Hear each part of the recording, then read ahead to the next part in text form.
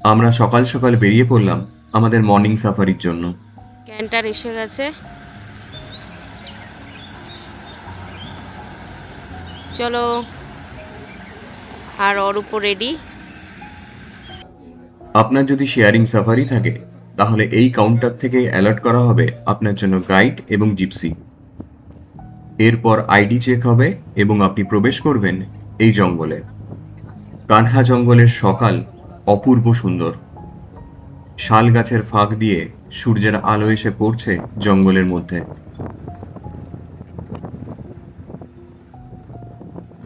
ঠান্ডার মতো লাগছে বল। আমরা আস্তে আস্তে এগোতে থাকলাম জঙ্গলের মধ্যে। আর আজও আমাদের সাফারি কানহা জোনেই।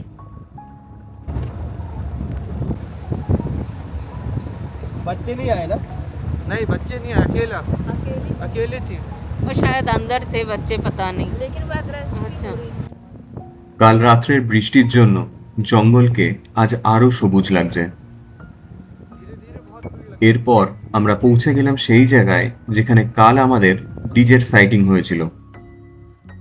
কিন্তু আজ আমাদের জন্য এখানে কেউ অপেক্ষা করে নেই। কিছুক্ষণ এই সুন্দর ওয়াটার হোলের কাছে কাটিয়ে আমরা আবার এগোলাম জঙ্গলের মধ্যে।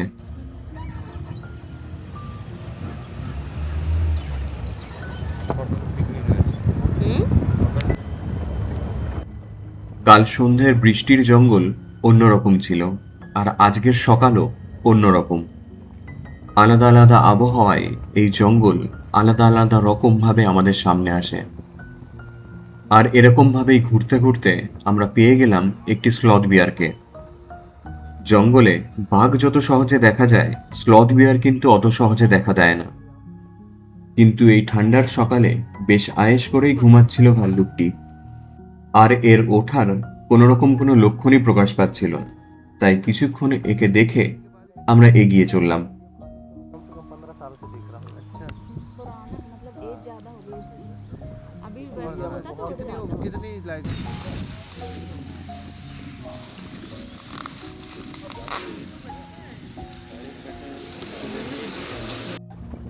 আর আমরা এখন পৌঁছে গিয়েছি ব্রেকফাস্ট পয়েন্টে।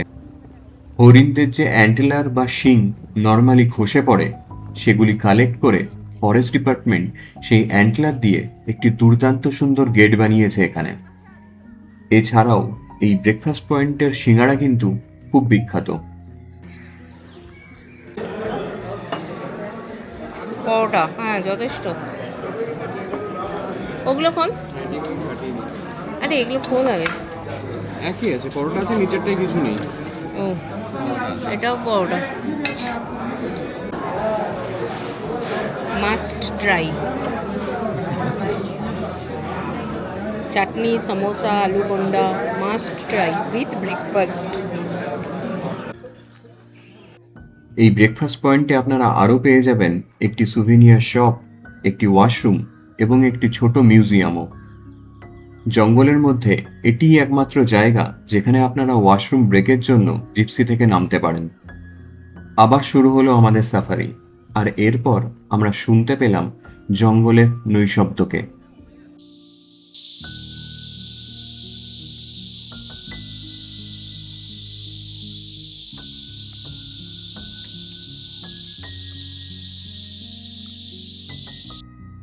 এর কিছুক্ষণ পর আমরা দেখতে পেলাম একটি ব্ল্যাক বাকের পেয়ারকে। কিছুদিন আগেই বেশ কিছু সংখ্যার ব্ল্যাক বাককে রাজস্থান থেকে এখানে নিয়ে আসা হয়েছে। ঠিক আছে, ওটার মুখটা পেয়ে যাবি। দেখ, পেয়েছিস? 9% আছে। এভাবে ঘুরতে ঘুরতেই আজকের সাফারির সময় শেষ হয়ে আসলো, আর আমরা বেরিয়ে আসলাম জঙ্গল থেকে।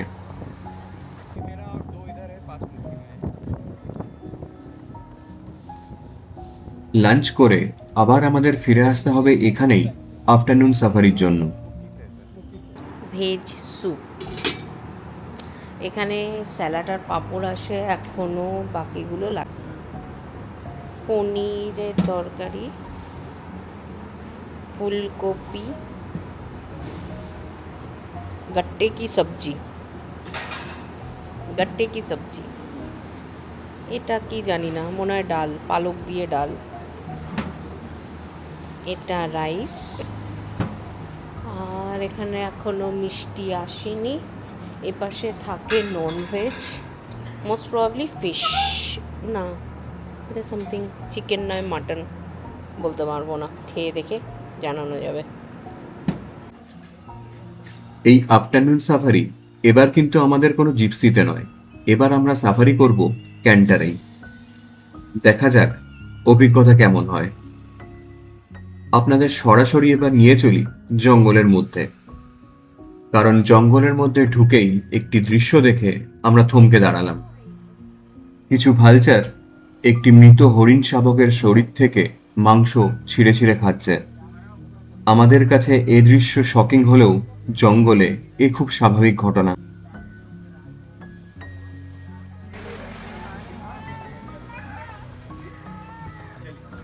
ডান।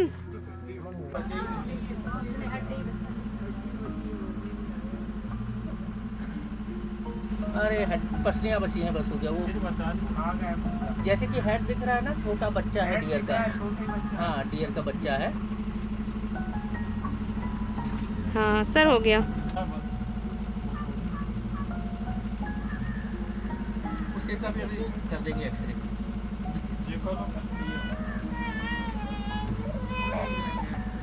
दिखा देना खड़े होके लेके जाएगा वो पकड़ के। হয়েছে?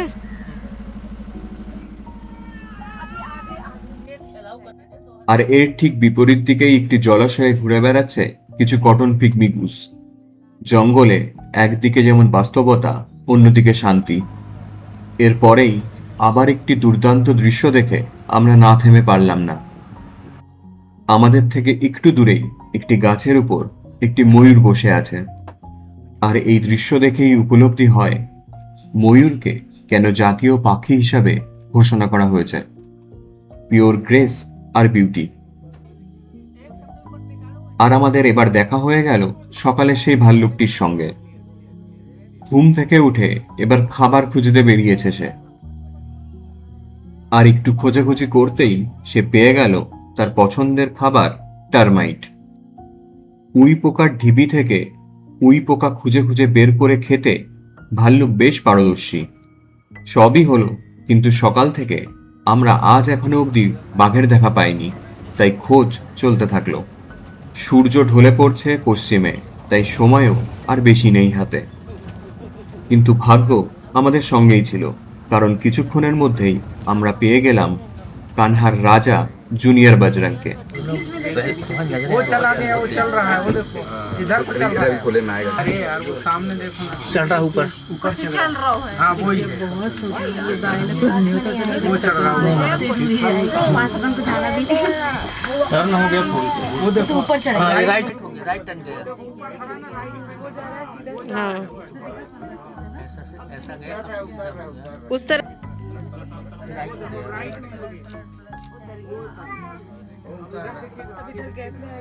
इस गैप में दिख रहा है। वो देखो, वो आ गया टाइगर, वो गैप में आ रहा है।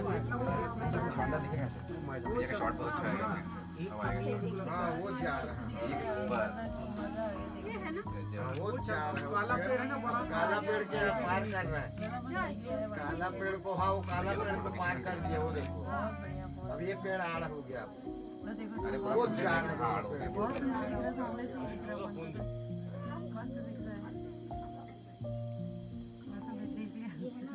वो नीचे गया, पेड़ के पास है, पेड़ के पास वो इधर आ रहा है क्या? वो है ना, पेड़ के पास खड़ा है वो। ये इसी तरफ को आ रहा है, ये वो नाना बताएंगे, वो आ गया।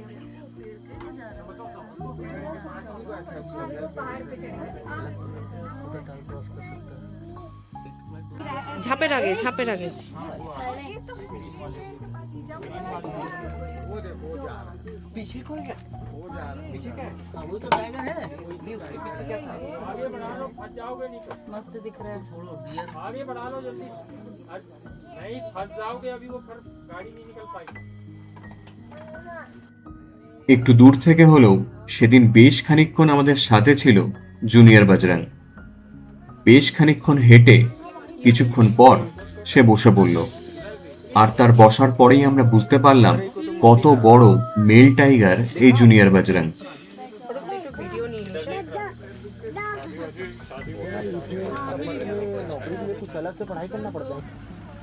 সূর্য অস্ত গিয়েছে এবং আমরা বেরিয়ে আসলাম জঙ্গলের মধ্যে থেকে। জঙ্গলের মধ্যে একই সাফারিতে বাঘ এবং ভাল্লুকের দেখা পাওয়া একটু বিরল, তাই সকালের সাফারিতে কোনো সাইটিং না হলেও এই বিকেলের সাফারি আমাদের সেই দুঃখ পুষিয়ে দিয়েছে।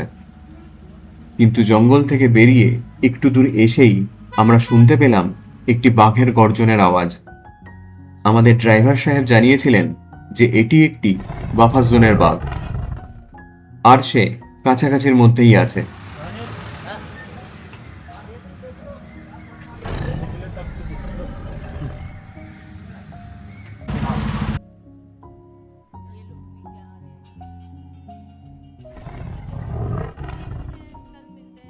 বেশ কিছুক্ষণ সেখানে অপেক্ষা করে আমরা তারপর রিসর্টের পথ ধরলাম। কাল একটি সাফারি করে আমরা বেরিয়ে যাব মুক্তির উদ্দেশ্যে, আর সেই গল্প নিয়ে ফিরে আসব পরের এপিসোডে। এই ভিডিওটি দেখার জন্য অনেক ধন্যবাদ।